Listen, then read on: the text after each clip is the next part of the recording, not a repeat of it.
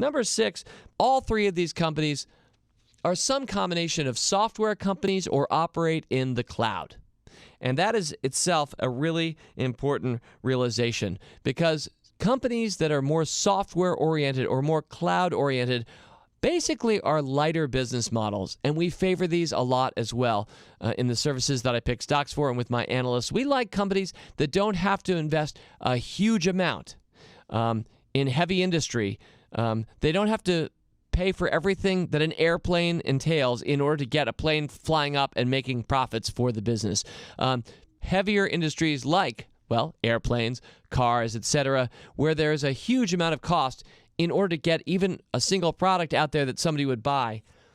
While there can be some very powerful models there, and Southwest Airlines has been a great long-term stock performer, the reality is that these lighter business models, think about Amazon and what it's doing with the cloud. I mean, it is actually enabling a lot of Netflix to happen through Amazon Web Services. But Amazon is not only a cloud user, but it's also a cloud purveyor. It sells cloud services to so many companies. I think probably the Motley Fool included, all benefiting from its servers running your website. So that's kind of the cloud business, but you can also see that software business clearly running through its video games. Activision Blizzard has many people who are kind of subscribed, who are regularly using its product, and I'm going to bleed this over right into number 7. So from software and cloud, number 7 is that all three of these companies have subscription businesses.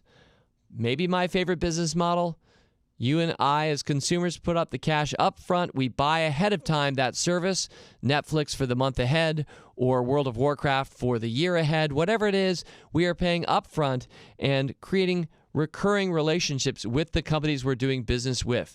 Yes, a lot of companies, the Motley Fool included, auto-rebill you from 1 month or year to the next. And while anybody can cancel at any time, and that's true of most good businesses in this space, the reality is that most of us, unless we're highly displeased by the service, we will continue with that service and make it a regular, recurring part of our life. And you can clearly see it in Netflix and Amazon and Activision Blizzard. So appreciate that about these businesses as well, which takes me finally to numbers 8 and 9. And both of these aren't so much about the companies, but about how the Motley Fool has covered them and how we've treated them over the years. Number 8, all three of them are multiple recommendations in Motley Fool Stock Advisor. So it's not just that we picked the stock once back in 2002 and have held ever since. It is, in fact, that we did pick Amazon in 2002 for Stock Advisor or Netflix in 2004, but it's that we've continued adding to that stock over the course of time. Netflix has been recommended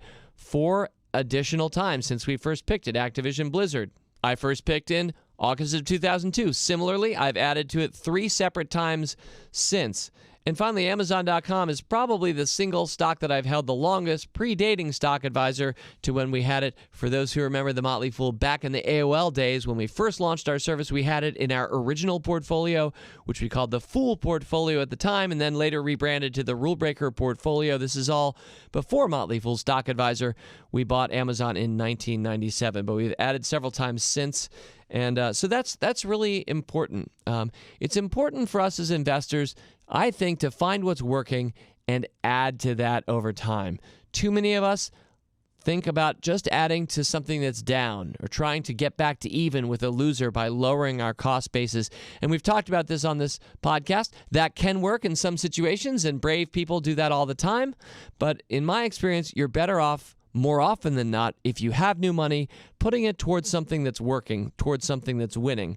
And so with Motley Fool Stock Advisor and these 3 stocks, how we've treated them is that we have added to them consistently over the course of time. That doesn't even include the many times they've been named as Best Buys Now, which is a key feature of all Motley Fool services, but they've been frequent recurring companies there. And number 9, similarly, and this is important, everyone has to remember this, especially on a day, today when I tape this, that Netflix has dropped more than 10% in a single day. All 3 of these companies you had to hold well up and down over the course of time to really make the profits that you enjoyed in 2015. Netflix, the big Quickster fiasco, after 2010 is a great example of that. Netflix has been a very difficult stock to have held for a long time, as has Amazon.com. When we first bought it, our cost basis was $3.21 in 1997. It went to $95 over the course of the next 4 years. It then dropped from $95 to $7, and we continued to hold.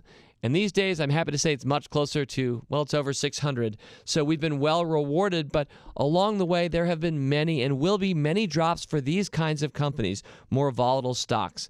And I said there were going to be 9 similarities, but I found a 10th. I'm just going to mention it as well. And that is, and maybe it's already become clear, we've held each of these for a long time, which causes me to close out this week's podcast with a brief meditation on FANG.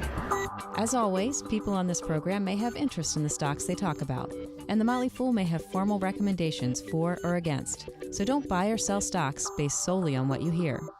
Learn more about rule breaker investing at rbi.fool.com.